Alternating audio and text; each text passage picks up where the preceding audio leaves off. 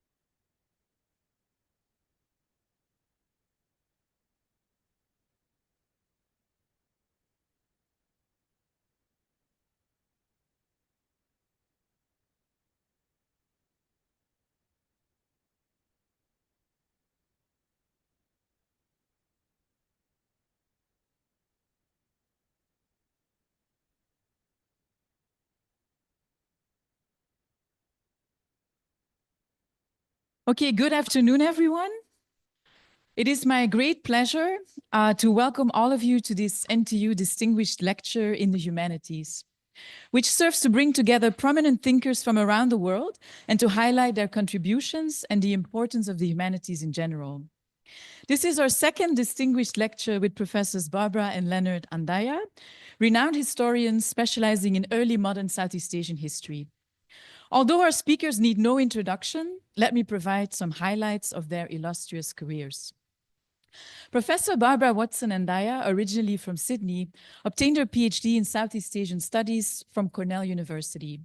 Following teaching and research across multiple continents, she returned to the University of Hawaiʻi Mānoa, where she had earlier obtained her MA in Southeast Asian History as an East-West Center Fellow. At the University of Hawaii, she became a professor in Asian Studies, and she also directed the Center for Southeast Asian Studies. Furthermore, in 2005-2006, she was the president of the American Association of Asian Studies.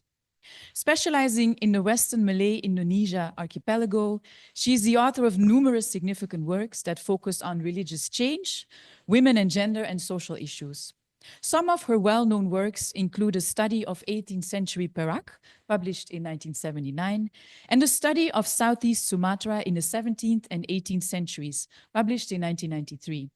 Her 2006 book, The Flaming Womb, Repositioning Women in Southeast Asian History 1500 to 1800, which resulted from a John Simon Guggenheim Award, was recognized as an outstanding academic book. Professor Leonard Andaya, who grew up in Hawaii, also obtained his PhD in Southeast Asian Studies from Cornell University, with a focus on the early modern history of Malaysia, the southern Philippines, and southern Thailand.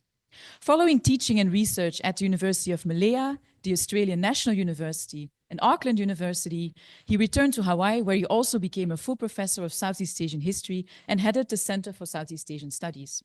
Some of his major works include The Kingdom of Johor, 1641 to 1728, published in 1975, and Leaves of the Same Tree, Trade and Ethnicity in the Straits of Malacca, published in 2008. Professors Barbara and Leonard Andaya have also made a lasting impact on the understanding of Southeast Asia's historical and cultural developments through co-authored histories of Malaysia, first published in 1982, and of early modern Southeast Asia, published in 2015. Today, we will focus on their involvement in the second Cambridge History of Southeast Asia, a 3-volume work with over 80 chapters that is scheduled for publication in early 2026. Professor Barbara Andaya is the general editor of the work, and Professor Leonard Andaya serves as the editor of Volume 2, which covers the early modern period. Some of our audience members might have already caught a glimpse of the important New Cambridge history of Southeast Asia. Professor Robert Cribb, widely known for his research on Indonesian history, discussed some of the challenges he faced as the editor of Volume 3 of the work, which covers the period from 1800 to the present, in a 2022 lecture here at NTU. Questions then included: how can such a volume be put together and what can it achieve? How was the content decided, and how does the enterprise take account of the widely divergent approaches that now mark the field? To these questions, we can now add some of the issues already brought up in yesterday's personal retrospective, such as what is the place of the nation and of local building blocks in regional histories? How do we deal with questions of periodization? And how is the reliance on new sources and the involvement of new generations of historians reshaping the field of Southeast Asian studies? We are excited to learn more about these and other aspects from our distinguished guests. Hence, please join me in welcoming Professors Barbara and Leonard Andaya.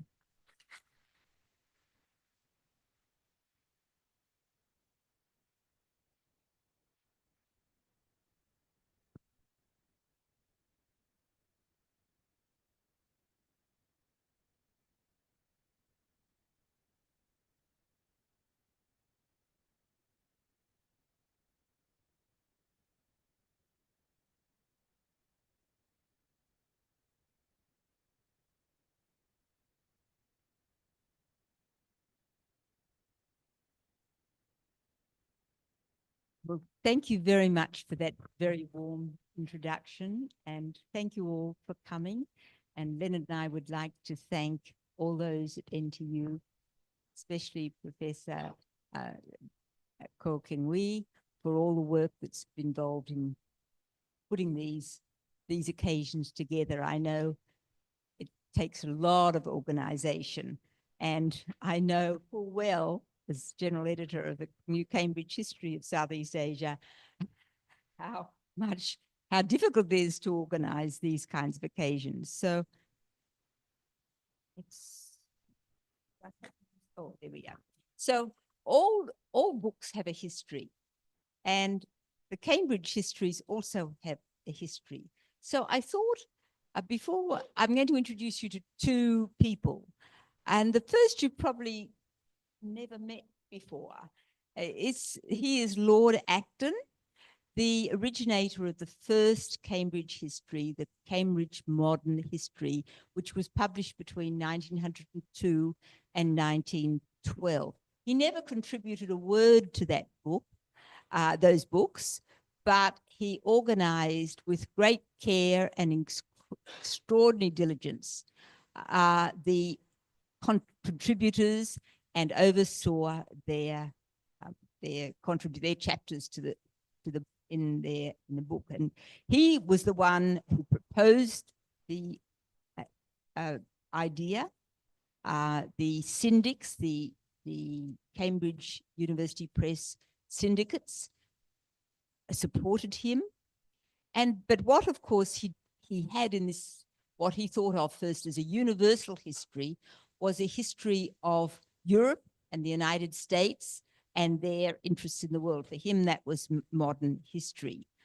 He shaped that history into certain periods, I'll show you that in a minute, which were determined by some theme.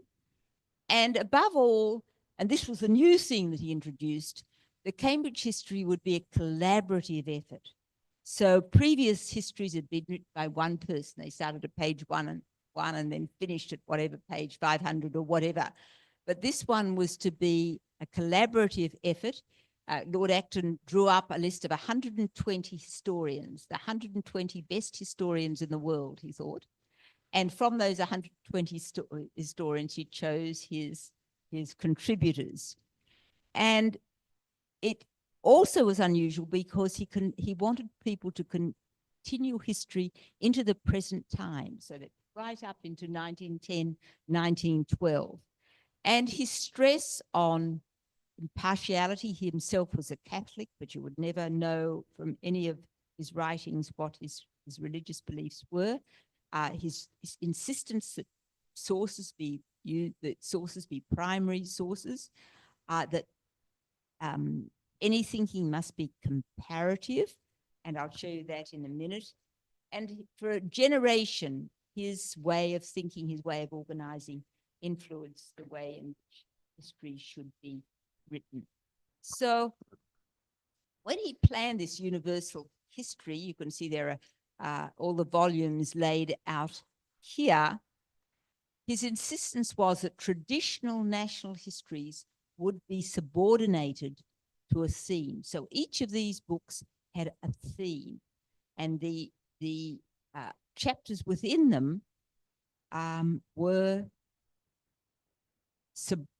organized so that each contribution addressed that particular theme. And above all, he said, the work has to be very plain and smooth. It has to be clear writing. I want it suitable for a general educated reader, but also scholarly enough, erudite enough, so that it would satisfy scholars and specialists. So that he set, in a sense, the template for later histories of later Cambridge histories, all of which generally followed this idea of writing general histories that would be suitable for a larger audience, but which would address the similar themes. So I just did here, just to give you an idea of what he envisaged in the first modern history, the first Cambridge modern history. And you can see there are 12 volumes. I'm not going through them all, but you can see that, just for example, the wars of religion or the 18th century covered all Europe. You know, you couldn't just write about France or Germany, so the whole area. But I wanted to look particularly at the later stage, because that's what's of interest to us. It had 20 chapters there in that final book, The Later Stage, bringing history up into the early century, the early 20th century. And as I've said, shown here, chapter 16 was the British Empire in India. Chapter 17 was the Far East, and the Far East covered China, quite a lot of China, Annam, very, very briefly, the Philippine Islands, very, very briefly, the Malay Peninsula, very, very briefly, and Siam briefly, nothing on Indonesia at all, because Lord Acton said, no, we don't want to spend a lot of time on unimportant places. You know, you just want to focus on the places that will be important in the world. And you could see they thought Japan was an important place. Had our whole chapter. The Russo-Japanese War had another chapter. But it was this this history, as I said, shaped the way in which Cambridge histories were constructed later on. And now I'd like to introduce you to my second personality in this history of histories, and that is Nicholas Tarling, whom many of you will know either personally or from his writings. And in 1985, Nick, for the first time, read the new Cambridge History of Latin America. And he was very impressed by it. He thought, no, here they've written this study of Latin America. They've done exactly what Lord Acton said, you know, taking a general theme, working across all the countries. Wouldn't that be a suitable model for Southeast Asia? So he was in Sydney at the time. He went to Cambridge. He talked about it with the Cambridge representative in Sydney. And they said, maybe we've done China and Japan. Maybe there's a market for Southeast Asia, but just 2 volumes. 2 volumes. No, we don't want as many as this. And so that's where he started. But like me, Nicholas Tarling faced many problems. And he wrote in his history, in his account of this period, that contributors had to adopt a regional approach to Southeast Asia. That was the biggest challenge, when one country or culture is more than most of us can hope to deal with. And they had to abide by deadlines and prescriptions, word length and so forth, that only flagellants would welcome. So I was trying to look for a picture of modern historians flagellating themselves. I couldn't find one, so I've got these medieval, but that's what we felt like we were doing. And I remember myself, just bursting into tears. I just felt like I couldn't do this chapter anymore. It was just too hard. And I remembered that Lord Acton himself had said, he'd given some advice to be a person about to write a history, don't. And I thought, why didn't we take that on board? But actually he continued with giving actually lots of advice on how we should do it. But what I want to remind you that when we started working on the Cambridge history, and I was one of the, Leonard also, one of the original contributors to the 1992 first edition, it was a very different world. We did have computers. So it was a little bit different from what I was saying yesterday with writing the history of Malaysia, when we didn't have computers at all. We did have computers, but not all of our contributors had computers. So, and sometimes access was very limited. The internet went on and off. Email was only just being developed at that stage, very shaky, and many people just couldn't get hold of it all. We couldn't send an attachment to an email. They only became available in 1992. And most communication had to be by phone, landlines, or fax, or aerograms. There was no Skype or Zoom or Facebook or anything like that.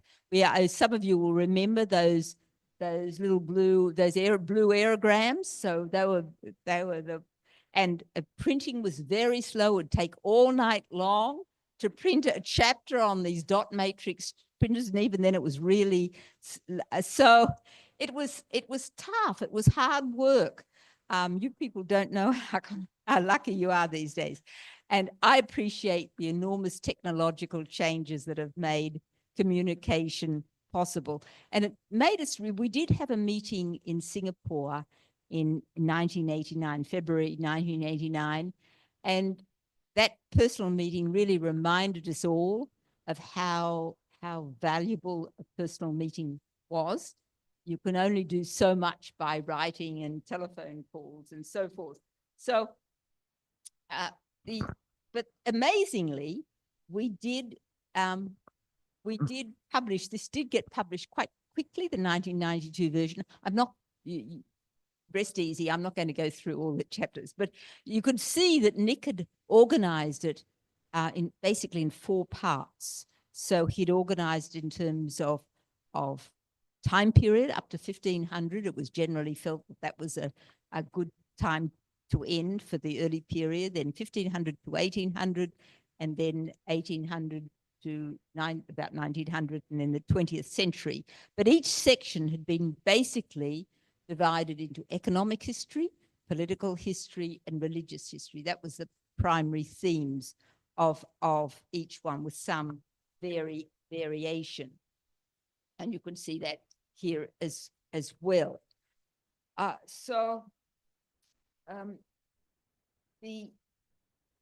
volume was actually quite well received when it came out. So you can see here, our new cover will look exactly like this one. It's not very inspiring. It'll just have new. The title will be The New Cambridge History. That's the official title. But it will look exactly like that. May not be purple, but anyway. And the 1992 version, you could see that there were 4 clear divisions. And so it was published in 1999 in these different paperback editions, which made it more affordable. But it was quite well received. And Dr. Al McCoy, whom some of you know from University of Wisconsin at Madison, did not contribute to this volume, but he is contributing to volume a new Cambridge history, and he wrote a very interesting review over the first two volumes, and he said, these two volumes mark an important milestone in the field of Southeast Asian history. And some of you who were present yesterday remember that I showed a picture of Professor Hall's 1955 edition of the history of Southeast Asia, in which the Philippines were left out, that one. And Al said, to move from the bare bones chronicle of D.G. Hall's History of Southeast Asia in 1955 to this fully developed history in only 4 decades is a remarkable achievement by any scholarly standard. So I'd like to pay tribute to the late Nicholas Tarling for bringing that to fruition at that time. So that's the area in which we started from. And our writing the new Cambridge history, we could build on that experience. So this time, however, the first edition was in some ways a solitary exercise. Nick was the only editor, and as I said, we're all kind of isolated. Communication wasn't so easy. This one is much easier. I have a lot of communication with my editor of the second volume, but we divided it into 3 volumes. We asked Cambridge for 3 volumes rather than the old 2. And I'll give you some reasons. The first volume, the editor of that is Miriam Stark, who's well known as an archaeologist, but she started her work initially in the Philippines, but now works primarily in Cambodia. She's highly successful. She's done so much work training young Cambodian archaeologists, but she's also writes on early history as well. And so her task was to bring archaeology into early history in a way that didn't happen with the first edition. The first edition had just 1 chapter on archaeology, but this has many chapters. And so she's done that extraordinarily successfully, but it's made us realize how far the discipline of archaeology has diverged from history. Archaeology has become a science. A lot of archaeology work is done in the labs, not in the field. And the footnoting, the way in which people organize their articles has become more and more a scientific exercise. So training our archaeologists to write for a general audience has been quite difficult at times. They've had to relearn a skill.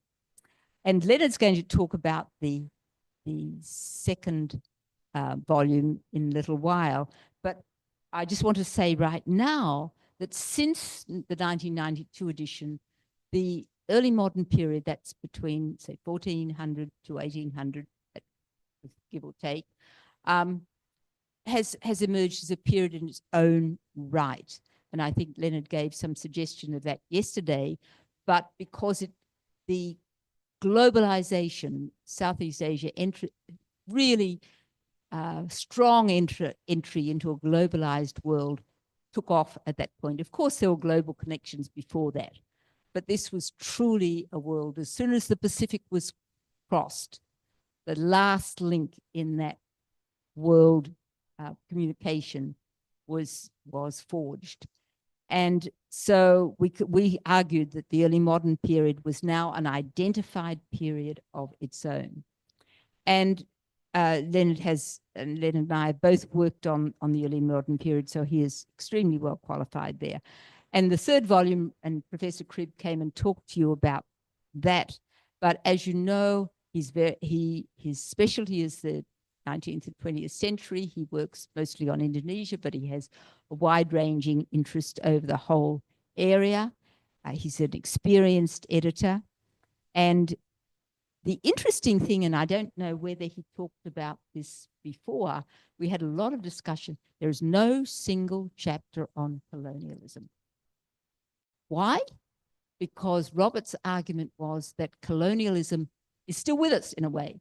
The legacies are still there. There's no end of it. There's no period that you can say this is the colonial period. So it's better to have it intertwined through all the chapters, that it's kind of there in the shadows sometimes, but it's there as a continuing theme through the whole book. So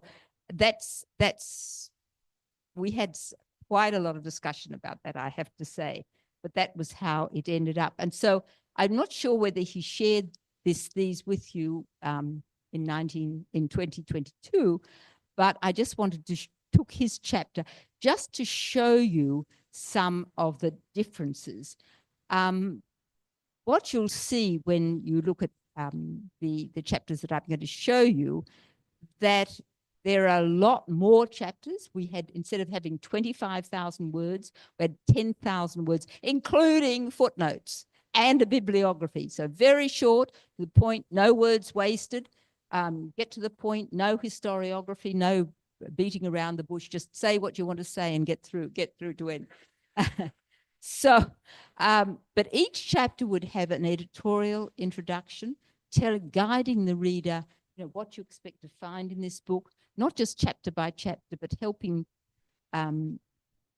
readers to see the point of it, and a concluding chapter by the editor at the end, just a short one, an epilogue, just what has this chapter done, and transitioning on to the next volume, because our idea was that 3 volumes should talk to each other, that they should really speak to each other and have common themes and common sections. So volume 3, for example, has not only an introduction by Robert, but we have a joint chapter at the end, which we've called Shadows of the Past, where we're trying to look back over all the 3 volumes. So that was something different.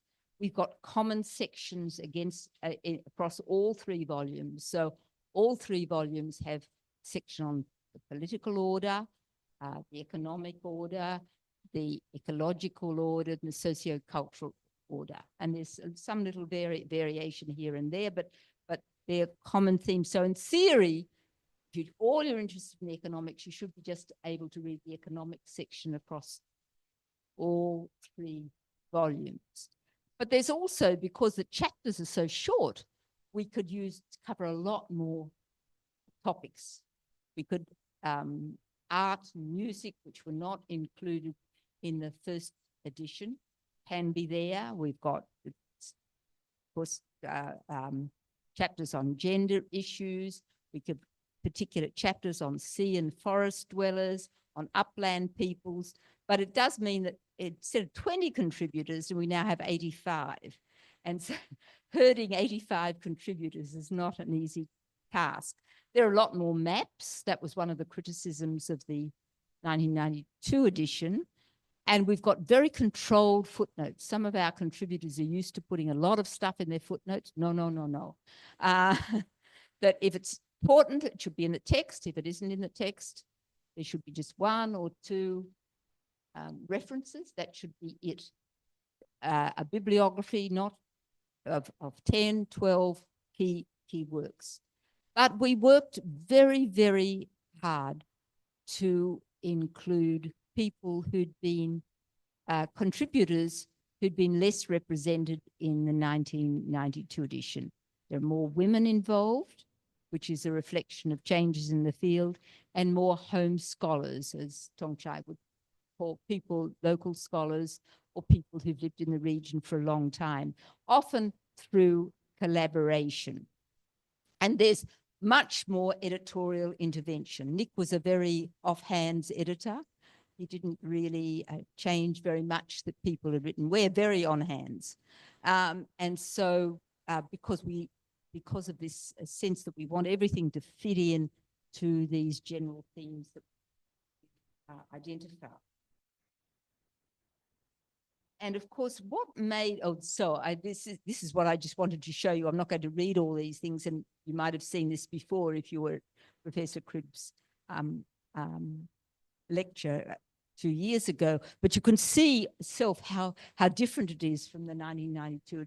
A lot more topics being being discussed, and health, disease. There was nothing about health in the last volume, or rural areas, sex and sexuality, food and drink. There are a lot more new topics in short, and they're very student friendly. You know, you can give somebody 10,000 words it's not an overload to read 10,000 words, including footnotes. So that's the volume 3, but I could do the same for all the volumes, and you would have the same general impression. And so what is making this project possible is the amazing advances of technology, that we can actually have. I can do a Google Doc and we can be modifying something in real time. That was unthinkable in 1992, that you can actually communicate with people by Zoom. You can really have very productive meetings. You can have discussion of problems. We meet at conferences. All that has made it extraordinarily much easier than before. But there are ongoing challenges, the same that caused that Nick talked about, the flagellation. But to think in regional terms, that is the greatest challenge for all our contributors. So in 1999, Dr. Ruth McVeigh talked about the concentration on national history as the regnant paradigm in Southeast Asian studies. And that is still the case. Even when the topic is not the nation state itself, the boundaries are typically on a specific country. And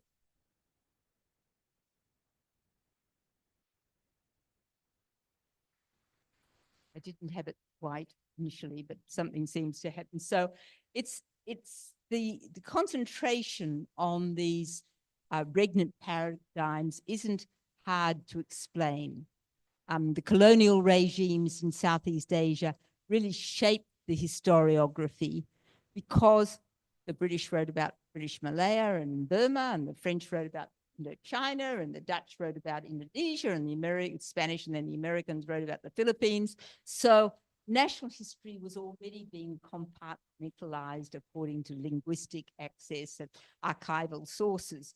So it's not difficult to understand why national histories were already, in a sense, predetermined, but they were also seen as important locally.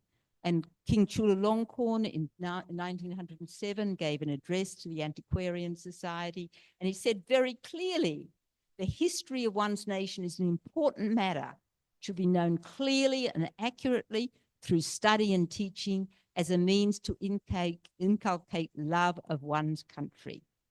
And Sucitmoko, the Indonesian ambassador to the United States, said something very similar many years later, in 1965.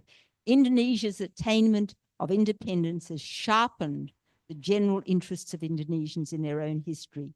History instruction is an important means of training good citizens and developing love and loyalty to one's own country. So that purpose of history has been embedded in the region for a long time.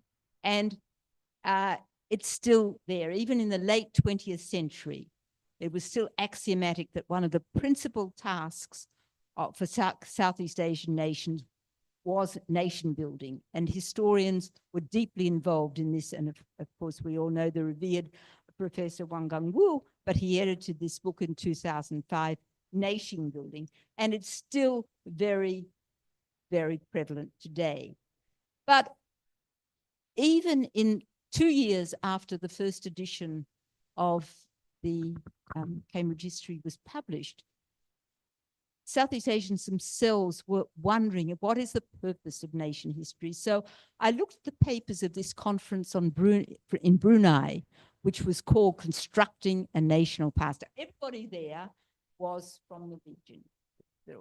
And the reports of that meeting say very, we're thinking about why do we write national histories? Who do we write them for?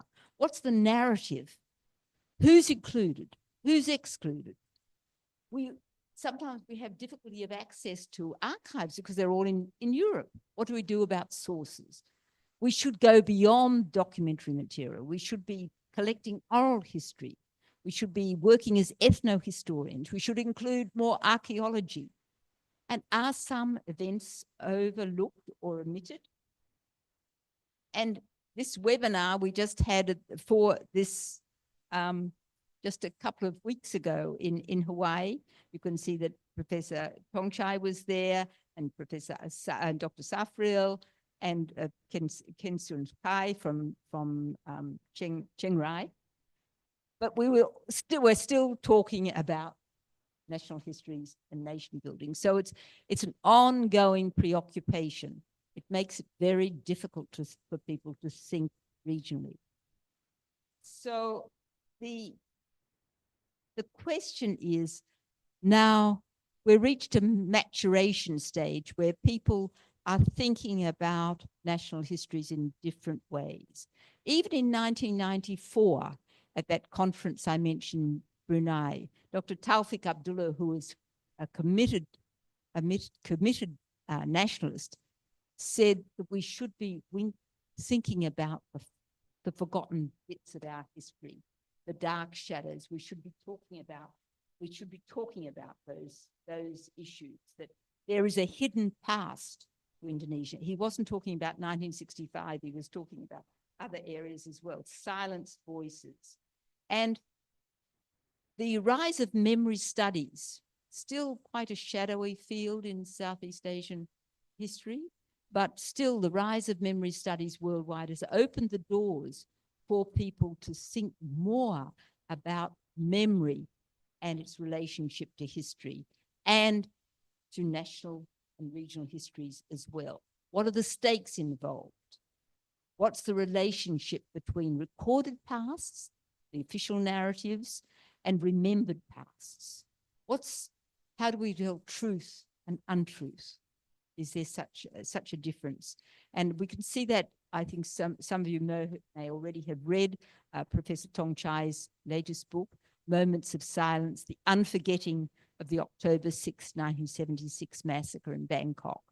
And in that book, he argues very strongly that there is a counter history that should be part of the master narrative, And history walks beside us, still with us. It's part of us all today. So when we think of this heavy weight of national history, understand a very heavy weight, doing something like Cambridge history is not easy because it requires people to think in a very different way. And it's especially difficult because it's the national issues that the public are interested in, not regional issues. It's the national histories that people get excited about. So the major challenge for developing regional histories is thinking beyond the nation state and thinking of these connections and differences. And yet, local and national histories are still the building blocks for regional histories. You have to have those local and national histories there before you can start thinking regionally. And O.W. Walters, I think in 1993, said this quite succinctly. He said that there's sufficient basis for arguing that there is a distinctive shape to Southeast Asia. He was a believer in Southeast Asia as a region. But, he says, I am as convinced as ever that the characteristics of sub-regional or local cultures are as significant as the shared cultural traits. And particularly, he felt that the future of Southeast Asian history lay within Southeast Asia. Like Professor Hall, whom I mentioned yesterday, Professor Hall wrote in 1955 that Southeast Asian history cannot be safely viewed from any other perspective until seen from its own. And so in Hawaii, the Hawaii Nuukea School of Hawaiian Knowledge was established because Hawaii is the only place where you can study Hawaiian history. That's the place if you're going to preserve it. The same thing holds for Southeast Asia. If Southeast Asian history, Southeast Asian studies is to survive and flourish, it has to be in the region. That's the place. And so it's possible that Southeast Asian studies will emerge as ASEAN studies. There's a number of universities have developed ASEAN studies. But Southeast Asian historians in particular need to ask about themselves, their own position, and for whom they speak. And as Professor Aguilar from the Philippines said, we have to be able to formulate a region-wide spatial framework to understand the history of our nations. Can we do this? Can we narrate national histories in terms that really talk about Southeast Asia as well? And he went on, Southeast Asia needs region-oriented scholars who can demonstrate the region's relevance in global conversations while still deepening community understanding of the complex dynamics that underlie their country's history. And so we hope that the new Cambridge History of Southeast Asia will go a small way to furthering that goal. Thank you.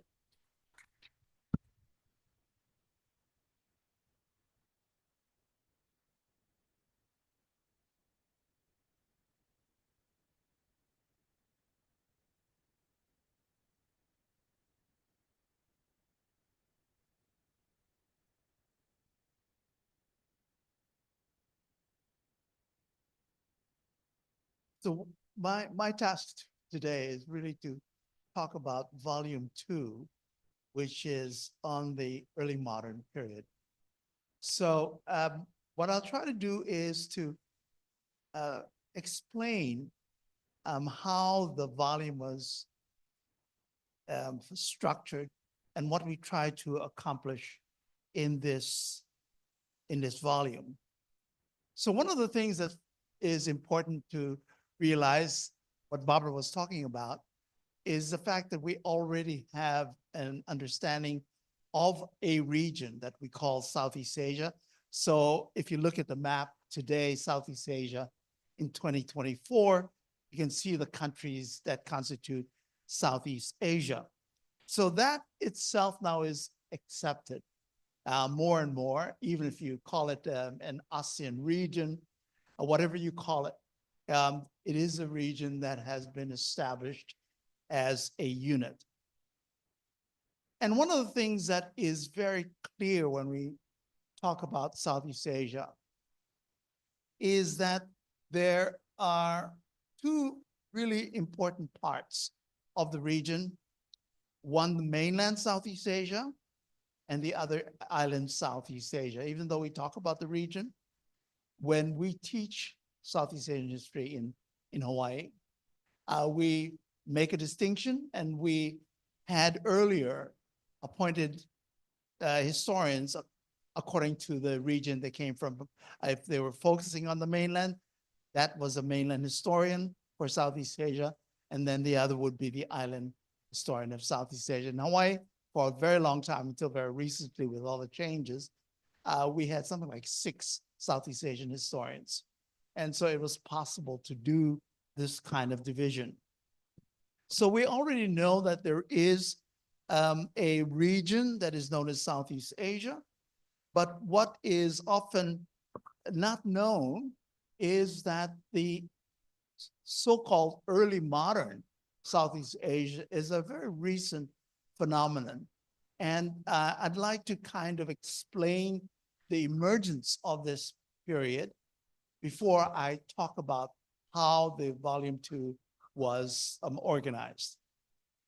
So the important part is to define what we mean by early modern Southeast Asia.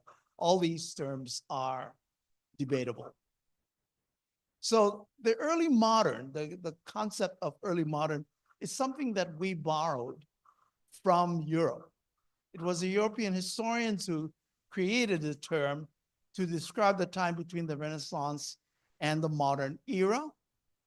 And this was borrowed also by the Americans, which ran roughly between 1500 and 1800. And for the Americans, it was an ideal situation because it was at the time of the American Revolution and the development of the American nation. So they took to it very quickly. Asia was a little bit later in adopting early modern, mainly because there were alternatives. In China, people did talk about the Ming, early Qing period. The Japanese had the Tokugawa period, and India had the Mughal period, which covered the period that the Europeans called the early modern. And so they were later on, they did accept the idea of early modern and took it on because it was being used now more and more frequently. For Southeast Asia, there had already been an attempt to define a region that was indistinguishable in colonial historiography. For a long time, the period before the colonial period of Southeast Asian history was known as pre-colonial, which meant that anything that happened before the colonials came in the 19th century was considered to be pre-colonial. Therefore, there was no distinguishing between very early history of Southeast Asia, a very prominent history of Southeast Asia, and the middle period. And so this was one of the reasons why there was an attempt to counter this idea by creating a separate section for the early modern. And there was a recognition that there was a real distinction in the period between 1500 and 1800. And so some of the ones who did take up the idea of the early modern, Anthony Reid was one of the early, in fact, I think he was the earliest, who talked about the Southeast Asia and the age of commerce. But you can see here, his dates are 1450 to 1680.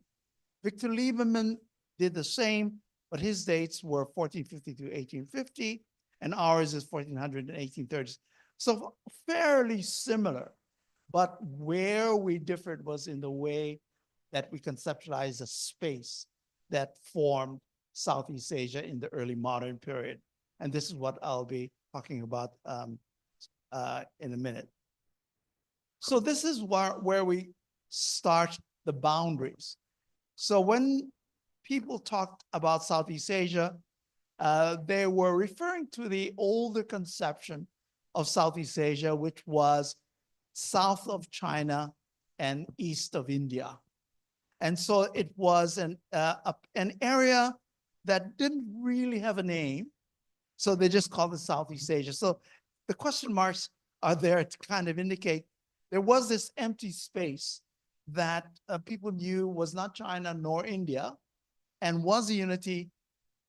And so what was it called? It was called Southeast Asia, but it had a very different kind of perception in the outside world. So even the creation of the perception of early modern Southeast Asia was an important development. And so what I explained just now is the move away from the pre-colonial and colonial dichotomy into something that was more appropriate for the very rich and ancient history of Southeast Asia. So after World War II, with independence in many of the areas that were colonized, there was an immediate rejection of anything that had any kind of sense of being from the colonial period.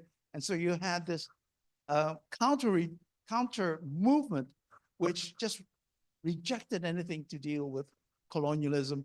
And you had this kind of overt nationalist histories. And so it was very difficult because people were moving from one type of extreme to another type of extreme. And so for a long time, it was this debate that was going around about a colonial or standing from a position of the colonial masters or of the independent people of Southeast Asia. And it became very emotional, very difficult to actually debate. But over the years, much has happened. And so there have been changes, much more research has been done.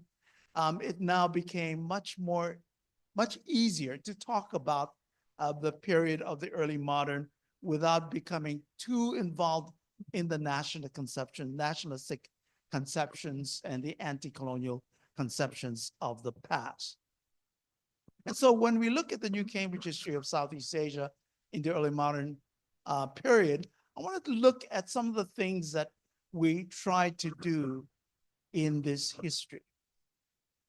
As Barbara was explaining, the editors, we had regular Zoom sessions in which we talked about having each of the volumes talk to each other.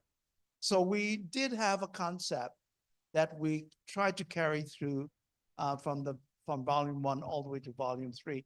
And you've heard already about volume 3 from Professor Robert Cribb, and Barbara was explaining a bit about Miriam Stark's volume 1.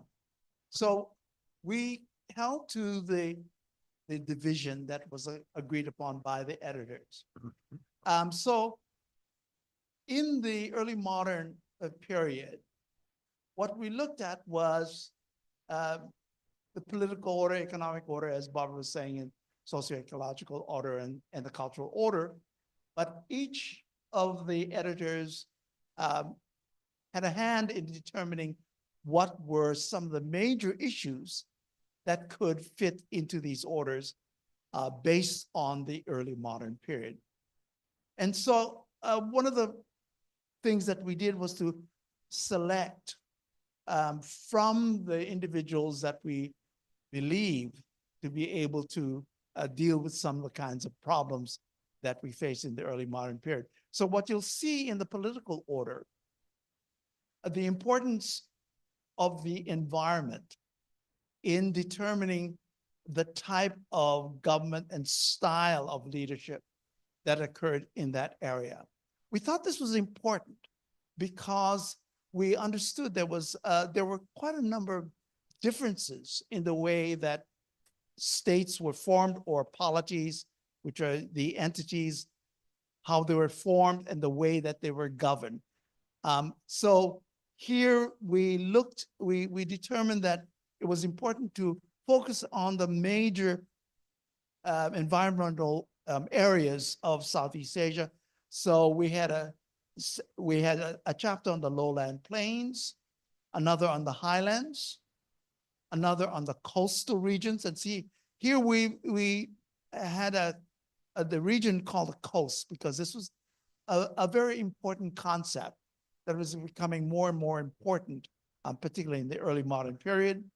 And then we also looked at the seas, because one of the things that we noticed was very important in the early modern period was the use of the seas, the fact that almost all the major powers in Southeast Asia were concerned about the control of the sea, or being able to move freely in the seas.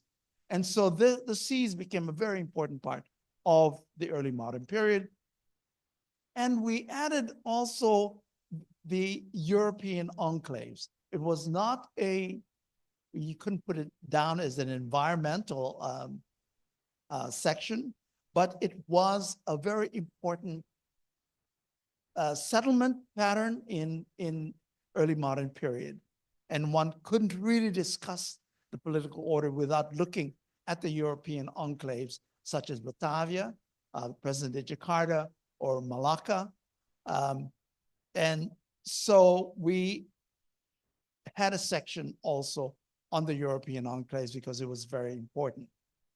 And we also added a chapter on the fact of the impact of all of these changes that were occurring during the early modern period. And so the last chapter in this political order is one which looks and examines what happened within the society as a result of the rapid change that was occurring in this period. And so this is a chapter which looks at the reaction to all these changes, rapid changes that were occurring in the early modern period. And this was an attempt to also record the movement of the millenarian movements that were occurring in the early modern period to counter these changes. And so this was a period when you had the calls for the return to the golden age, the millenarian movement. So we thought that this was a very good way of actually showing not only the changes that were occurring, but also the resistance that was happening in the societies. Then in the economic order, one of the things that is probably a major factor in the early modern period is trade.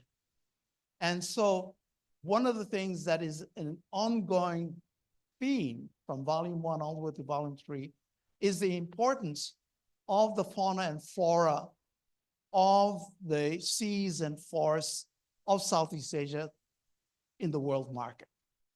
And so here we continue the story of the attraction of the fauna and flora, particularly in the beginning of the period, the incredible attraction of cloves, nutmeg, and mace. Those were the major spices that brought many of these traders to Southeast Asia, not only from China or India, but from Europe. And it was a movement of Europeans that made a tremendous difference in the economic order. And so the economic order was the attraction of the fauna and flora, and made it necessary to do what was to create networks so that the collectors and middlemen and local communities would be able to be mobilized in order to obtain the goods that were necessary for this trade. And so we have a chapter also looking at the intimate relationships of these networks. They are a very, very complex network system, which I'll talk about as well. I'm not sure some of you are going to be there on Saturday, but in the areas where a lot of the goods were taken, those were areas where you had to communicate with communities that were in difficult situations, so that you had very intimate networks which worked with each other in various ways. And so if you are trying to create a network to get certain goods from here to there, you've got to maintain these networks. And so there was a lot of negotiation that was going on in the between the middlemen, the collectors, and the local communities. And it is these networks which are described in one of the chapters as well. And one of the things that we wanted to emphasize as well is, if you look at the early modern period, one cannot underestimate the importance of both the Chinese and the Europeans. And so we have some very important sections on the role that the Chinese were doing, many of the cases as middlemen, but also as local communities, because you had many Chinese who had been there for centuries and they had become local, but they also helped serve the new Chinese who are coming in from China, and also the Chinese middlemen from the major enclaves, European enclaves. So here then, the Chinese and the Europeans were very important in introducing new crops and the greater extraction of mines in Southeast Asia. So the economic order was a very important part of the development of early modern Southeast Asia. And so here I just wanted to show a picture of where the cloves, nutmeg, and mace were from. They're from the Maluku area in eastern Indonesia. And this is where most of the traders attempted to go in order to get these clothes, but many of them were actually collected and then brought to Java, where they were sold to foreign traders. But this is the area, eastern Indonesia, which was a major center of the trade to the rest of the world. The section 3 is called a social and ecological order. And in the early modern period, there are so many things that one could choose from. But what we focused on was on the immense change that was coming as a result of rivalry, wars. There were a large number of wars during this period because people were moving, they were competing for products and so forth and so on. So the wars became a very important focus in the early modern period. And to enable the wars to be successful, many of the groups brought in new technology and infrastructure in order for the wars to be conducted successfully.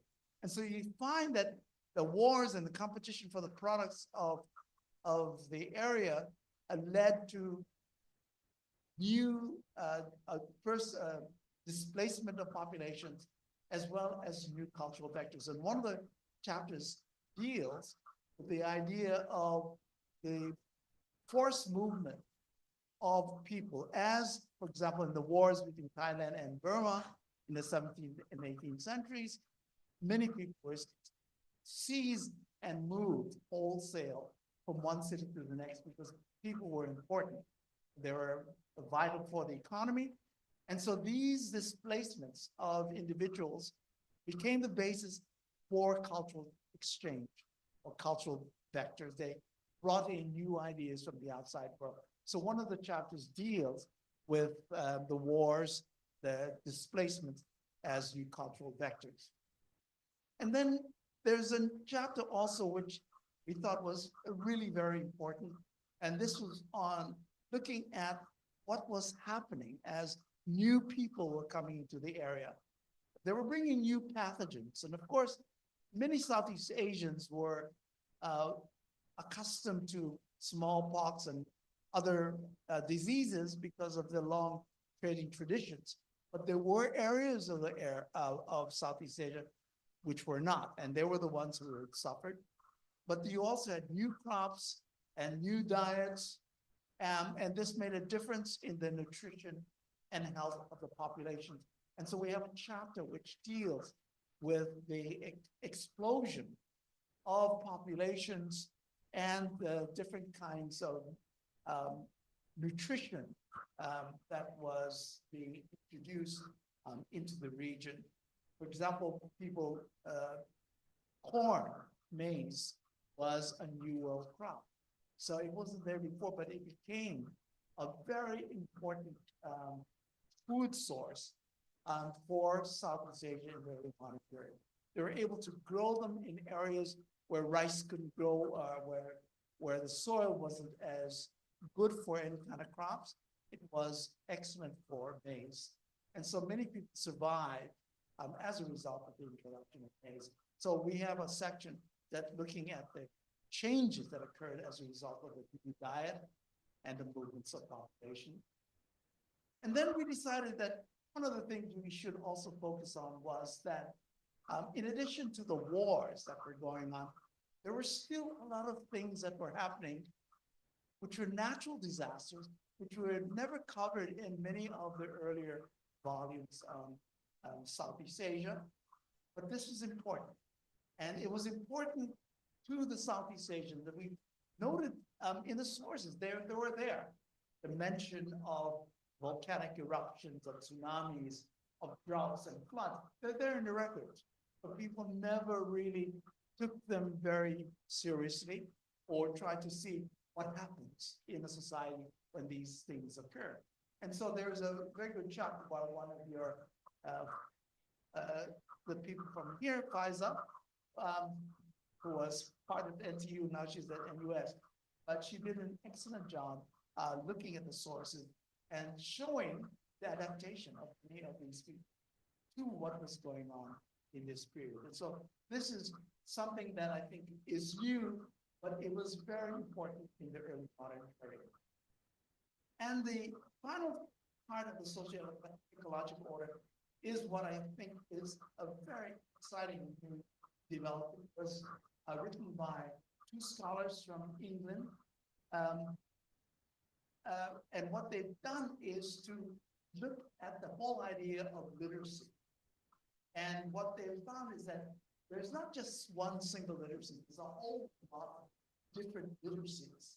And one of the most interesting ideas that they brought out, which I wanted to mention here, is that one of the things that they said is very underestimated and not really known is the idea that ordinary women in the household is a very important part of literacy, because it is they who are running the household, who are telling their children how to do things, and many of the things that they are doing are knowledge of how to survive in the society, and this is being transmitted to their children.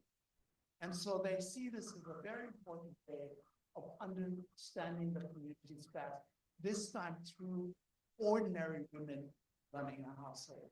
And I thought, this is exciting. This is something that people should be doing and encouraging to look at a little bit more closely. So the social ecological up here. So the social, sorry. So the social ecological order is a very important part of the volume 2 because of the new ideas that have been coming out from the scholars who are participating. And the last is a cultural order. And again, one could have chosen a large number of different ideas, but we noticed that there were certain ones that were very prominent. And so the first was religion. Religion was an ongoing concern in Southeast Asia from very early period in Southeast Asian history all the way into to the present.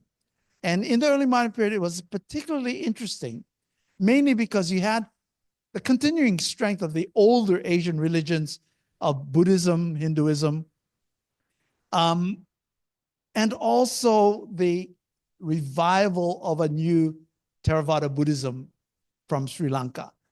So you got that old religious groups that are still there, Asian religions, and then of course the Southeast Asian indigenous beliefs that were still there, still very powerful in the early modern period. And then you had the rivalry, the new religions that were coming in from the Middle East. This was Islam and Christianity. And so it was the intensity of the rivalry of these two which made a difference in the ideas of religion. And so this is what the things that we're focusing on primarily in the cultural order. But we've also introduced two different sections, mainly because we were aware that there was very little on art and architecture. And so we decided to call on the individuals who had worked on art and architecture in Southeast Asia. And so what they did was to show very nicely how the early modern period had been seen as another very important period for architecture because it didn't have the monuments. The monuments were of an earlier period, the big monuments from Angkor or from Majapahit or from Borobudur. Those were the early periods of the monuments. But one of the things that they pointed out was that the structures in the early modern period were less durable, but they were very closely linked to the vernacular, to the local populations. So the local populations would create less durable elements, architecture and buildings, but they were much more closely related to the local population and therefore was maintained and valued by the local population. So here is something new, something very interesting that is going on at this stage. And then the last is one that we felt was very important in the study of present day society, but it was also very important in the early modern period because of the major changes were occurring. And this was the gender and sexuality. So one of the things that the gender and sexuality chapter deals with is the idea that gender goes beyond the binary to the whole spectrum of gender identity. And this is something that we do know about. We've known for a very long time of societies where you have what we in Hawaii or in the Pacific, they call the mahu. In the Bugis areas, they call them the bisu. These are individuals who are linked to the deity, and they are seen or believed to contain both the male and female in themselves, even though they are not. This is the belief that they do. But there's so much else that is going on. And so the gender identity is one of the important things that are being discussed, but also sexuality. And as Barbara has said, that sexuality is not yet able to be discussed in great detail because we don't have the personal narratives of the individuals who are doing that. But these are important questions. And these are things that are still being researched. And I think this chapter would provide the basis for much greater studies of gender and sexuality in the later period. But it's also very important in the early modern period. So these are just the four major developments. And I just want to conclude by saying that while we have borrowed the terms early modern from the European, there were aspects that were similar in Europe as well as America and in Southeast Asia. And this was the impact of global trade and the repercussions of trade in the society. So all of these areas were affected by the global trade that was occurring in this period. Yet you can also see that early modern Southeast Asia had features that had evolved in their own way. There was, of course, global interconnections based on trade. That was very clear, and it was something that happened elsewhere. But what was interesting in Southeast Asia was the increased populations because of the large movements of people into the area and mobility. Kingwee has written about the mobile populations, movement, people moving from the interior to the coast to take advantage of the trade, or moving across the seas, across, say, from the northern part of Java to the southern part of Borneo because they're sharing a sea. There is a large number of movements in and out. For example, I've written about these groups who are Batak groups from the interior, who were Batak in the interior, moved down the coast, became Malay, so they could trade, and then moved back to the coast, moved back to the interior because they had access to land in the interior. So that you got these movements that were going on for economic as well as for political reasons. And so this was a new thing that was occurring. And many of them were going also to take advantage of the new natural resources that were being developed at that stage. And there was increased religious interest due to the Christian-Islamic rivalry and the invigorated Theravada Buddhism, and a renewed focus on local Chinese beliefs.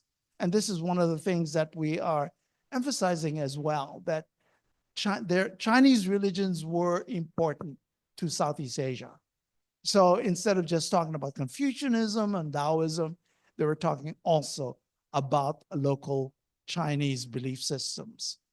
And so this is one of the new things that has also come up during the early modern period. And we also looked at the intensive and extensive exchanges of ideas and information in the early modern period because of the movements of people by sea and also by land. And so the whole society was now intermingling, and there was a greater sense of a shared community throughout. So while each of the areas had its own local importance, they were much more linked than they ever were before. So I'll just end there. Thank you.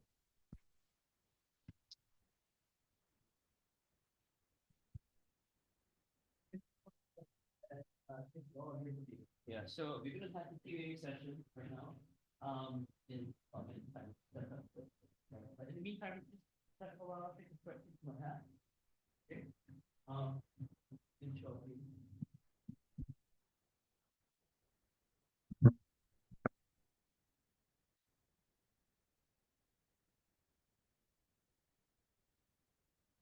If any, if you're really sure something,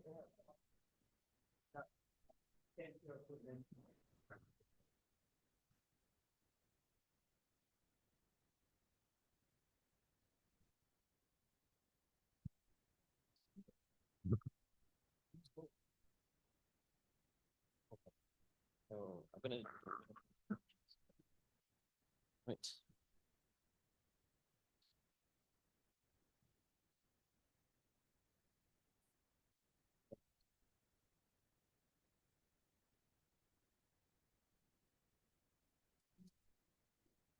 We are kind of running up against the the deadline, the end of the.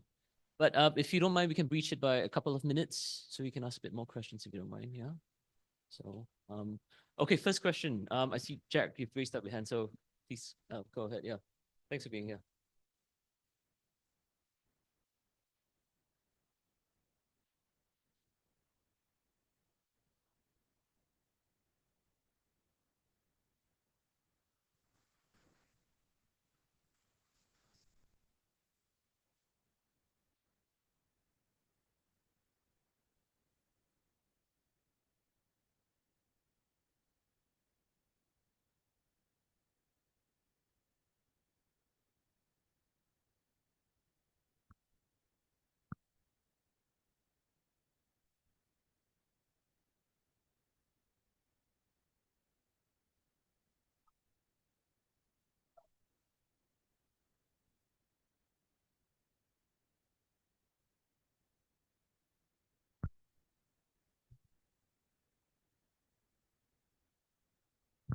You know, Croce, the historian Bernadette Croce said that. This one? Okay.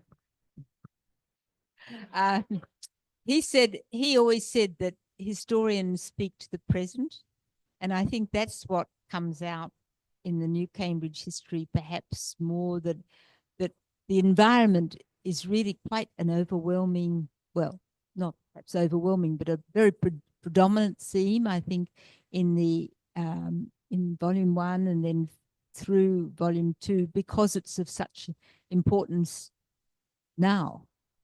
So whether that will be as important 30 years from now, I have no idea. So I think that the future really shapes itself in a way by the interests of the present. I remember once giving a lecture at University of Armidale on women and gender, and I said it had been a fairly neglected field, and a man in the audience got up and said, "We hear nothing else." So, but I think now it's sort of passed into and people don't, it's not so much of an issue as it was when I gave that talk. So I think that was very much an illustration of what I'm trying to say, that current interests do shape what we tend to write about. Yes, I think one of the things we had talked about earlier, not here, but at some other place, where people ask about the same thing. Because in many parts of the West, Southeast Asian studies is really declining.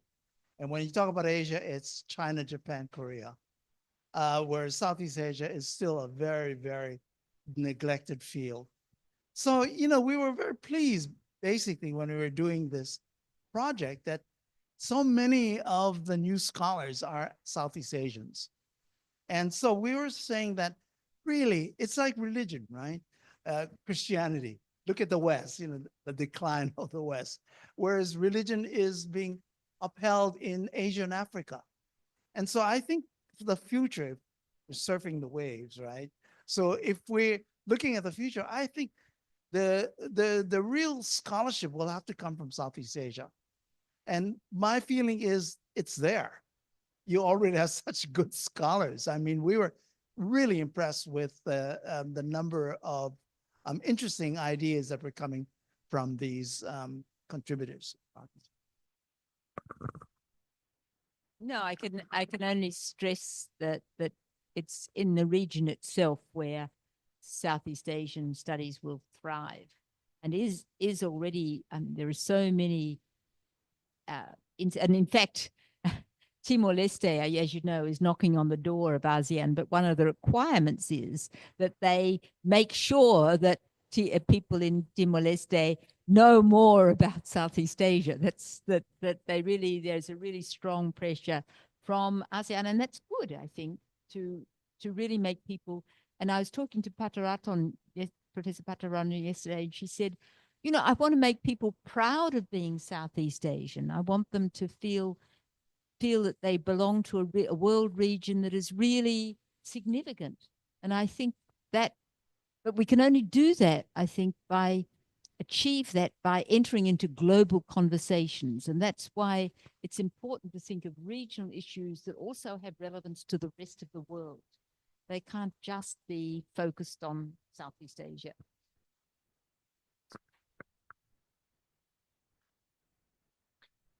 Oh, yep. Yes, at the head of it, yeah. Oh.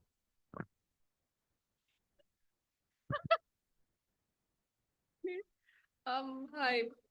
My question is relatively simple, I guess. So my question is, why are personal narratives on sexuality lacking in Southeast Asia? Oh, sorry. Am I supposed to hold up two of them? Oh, okay, thanks. Okay. So my question is, why are personal narratives on sexuality lacking in Southeast Asia? Is it due to the fact that the literary trends of the time, or is it simply that, you know, the records were lost or just completely not written down, or is it some other reason?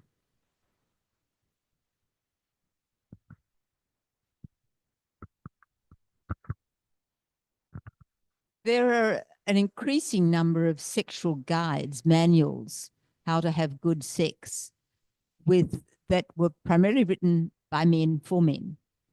And many of those manuscripts were ignored, but are being brought to light now in Malay manuscripts, Bugis manuscripts, and increasingly unearthed in other areas as well. However, when I said personal narratives, this is how people themselves, and in a region, and this is for the early modern period we're talking about, when literacy is a skill that's limited to relatively few people, and they're probably not going to be writing down a lot of what they experience. Now, we do find some differences in Vietnam, I think, with some of the early writers in Ho. For example, she writes she doesn't hold back on describing what she felt was like being a second wife and the sexual experience. But she's a very unusual person in that romantic love is the norm in which women, if they write in. Now, men themselves, we do get some hints of in some letters sometimes, but it's a Raja Ali Haji who in the early 20th century. He took a young wife and he wrote to a Dutch friend about, you know, his problems with sexual performance, and he was a bit worried about it and so on, which isn't something that you would normally, he never expected that letter to be published in a book for people like me to read. So it's really the personal that's missing. And if you're very, very lucky if you find it. And even today, it's still not easy to find people willing to disclose their personal feelings or personal emotions. Thanks for that. I think I'm gonna switch tracks a bit and allow someone from the board to ask a question. Okay, so I'm just gonna ask one. The second one I think is pretty interesting. Is your concept of Southeast Asia, spatially, right, political or geographical? In your map of Southeast Asia, you have included both Andaman and Nicobar Islands and the Hainan Islands as well. So, a comment on that, perhaps? Yeah. One of the things about the early modern period is the fact that the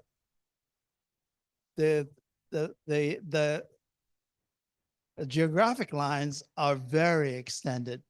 For example, the chapter that is dealing with the highlands will be including a lot of areas in southern China as well as in Taiwan, and also some areas in Northeast India.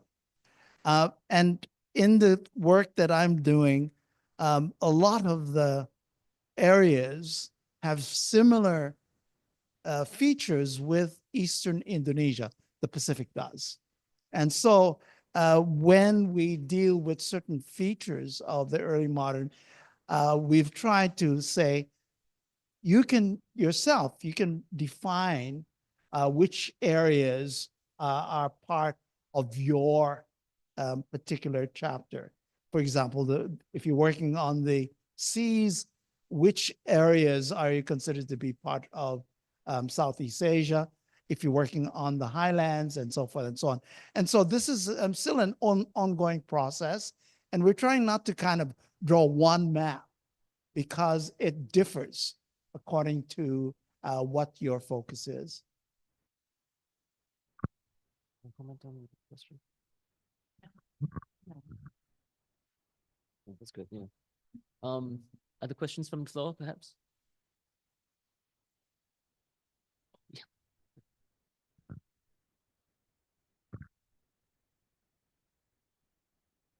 I know you've outlined the differences between the 1992 volume and the upcoming volume, but I was curious about whether there were any glaring omissions from the 1992 volume that you felt vindicated that you need to address in the upcoming volume and what it is. Thank you.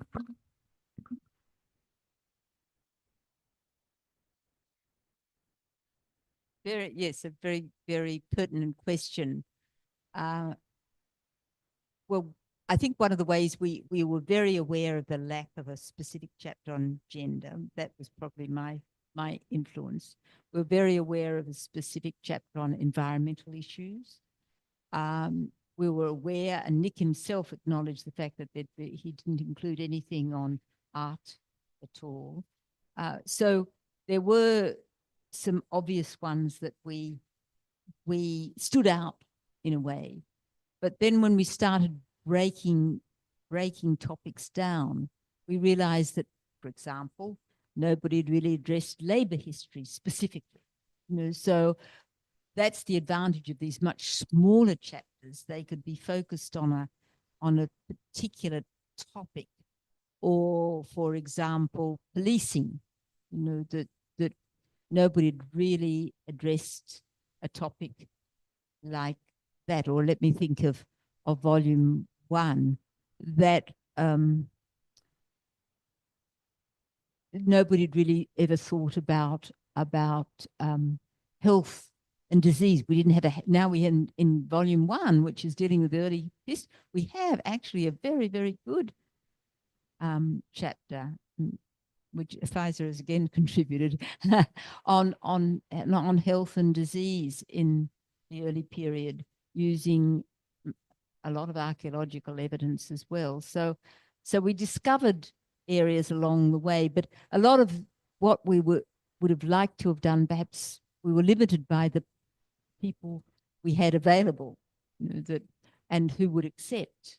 We had lots and lots and lots of refusals, I tell you.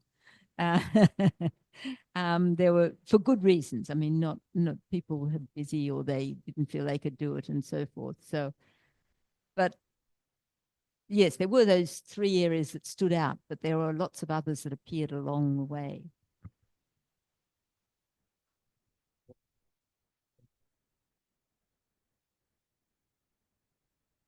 Simon, yep. Just want to hold the 2 microphones. Look, I'm not going to ask an original question, but I'm interested in how you might answer the first one at the top. Someone else put in. I'm curious why there appears to a need to defend Southeast Asia regionalism over the national, when the latter has been a political reality for a long time. So this makes a lot of sense if you're looking at the pre-modern map, right? I mean, of course, the nation only makes sense for probably volume 3 when you sort of have the modern map drawn. But for volume 3 of the book, there does seem to be this push for sort of national approaches from the region itself. So there's kind of a paradox in saying the future of Southeast Asian history is in the region itself, when you have this kind of tension more strongly within the region itself in many respects than outside of it. And of course, Southeast Asia as a region kind of comes from outside the region to start with. So I'm just fascinated to hear how you might answer that question.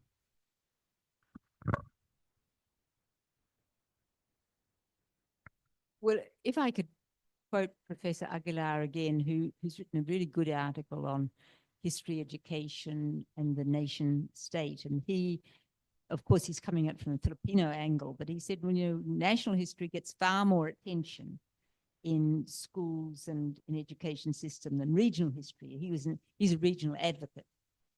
And my concern, or our concern, is just outside, people outside the region, is that Southeast Asia is neglected because the region itself doesn't stand out in the world. And so we all know about the Middle East, we all know about Africa, and Latin America, but Southeast Asia, well, if you just come at a question from the perspective of Laos, say, you're not going to be part of a global conversation. I'm afraid that Lord Acton's feeling that these countries don't matter if they don't matter, starts to, the stakes are high if you want to be in the world, I think, in an academic conversation that's global in nature. So that's really what I feel is important, that not so much defending Southeast Asian. I mean, to me, Southeast Asia is a reality. It's not, I don't defend it, but I think what needs to be promoted is that this is a region worth studying. It's got important things to say to the rest of the world, and we need to state those important things, maybe using examples from individual countries, but still speaking as a region. That's what I feel. So does that answer what?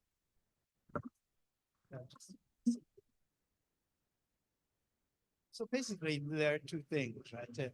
Regionalism is important because of the politics of the world, right? If you don't have a regional bloc, you don't have a voice.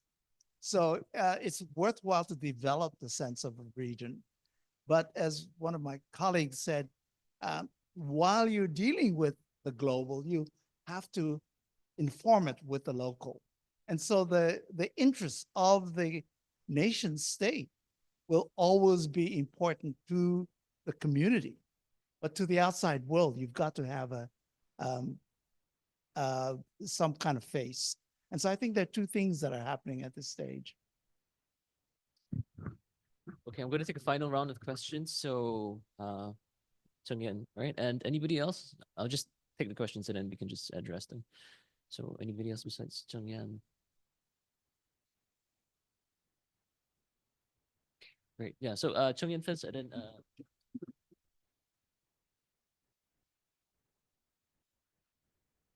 Hi, your responses made me think about this question. So Southeast Asia as a region, one of the unique things is its tropical climates. I mean, the climate varies, but it's mainly tropical. And I'm wondering whether the climate of Southeast Asia comes out in this new Cambridge history, or what your thoughts are about the influence of the tropical climates on Southeast Asia, both, to itself, within itself, but also the outsider's perspective on Southeast Asia. Thank you.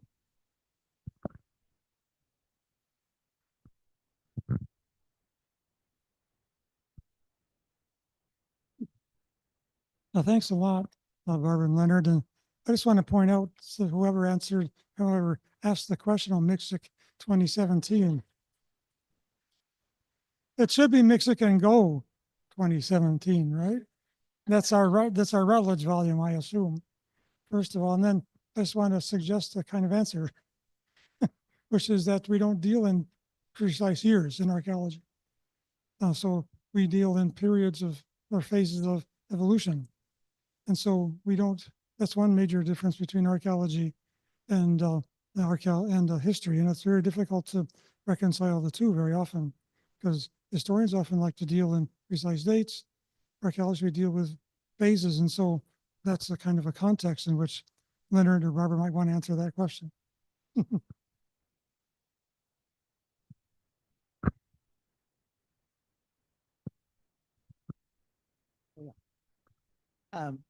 So about the tropical thing, basically the tropical area of Southeast Asia is only one part of it. You do have also a temperate climate, so that you can see the difference when you start going into the mainland and you get up into the highlands and so forth and so on. So yes, and I think the tropical climates are dealt with as much as they possibly can. And so the island areas are the ones that are dealing oftentimes with the idea of the tropics. And so the thing that I think becomes really very important now for the island areas is climate change. And so, this is the kind of thing that they're looking at, where the Pacific Islands, for example, and places in Eastern Indonesia are being affected by the tidal changes and so forth and so on. With climate change, there's far greater movements of water flowing into the lowland areas and so forth. So people have to adapt. But people have been adapting for a very long time. I was thinking of in Manila, where they've been adapting to floods, so that they do, even during the high flood season, they have services and they have chairs, and people lift their legs above the pews just to keep themselves dry. But things go on, people learn how to cope with particular things. But when you get a really difficult situation, like for example, Jakarta, when it's sinking, I stayed with one of my former students, and he was staying in a place that floods regularly. And I said, "Why are you staying here?" He said, "Well, it's cheap, and I have my surfboard." So what he used to do, get on his surfboard and surf all the way to the road, and he was fine. But they can't keep doing that all the time. And so it's going to be one of these things now, where coping may not be enough. They'll have to do something about what is going on, because the levels are changing very, very fast. Yeah, so yeah, it is going to be a problem. I should say almost every single chapter starts off with something about the tropical, or the geography and the climate and so on. So it's embedded throughout the 3 volumes, I would think. And I must say, one of the things about dates versus periods is that by and large, of course, historians could put CA, meaning about, 1400. By and large, historians sort of agree on the dates. We've found with volume 1, archaeologists can't agree. They're all over the place about periods. Some people won't do, there's no Bronze Age, or there was a Bronze Age, but it's extending, right? Or there was an Iron Age, or there wasn't an Iron Age. Oh, there's no 3-age system at all. So poor Miriam has to draw up a special table to show how different people, different archaeologists are referring to different times in history. So I think it's even periods can be problematic too. Thank you so much for that. I think we should draw the lecture to a close because it's almost 20 minutes past. So just once again, thank you everybody for being here. And thank you so much, Professor. Please give me.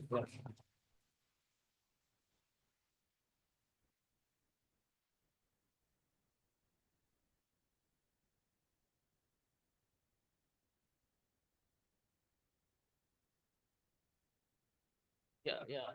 These are great questions.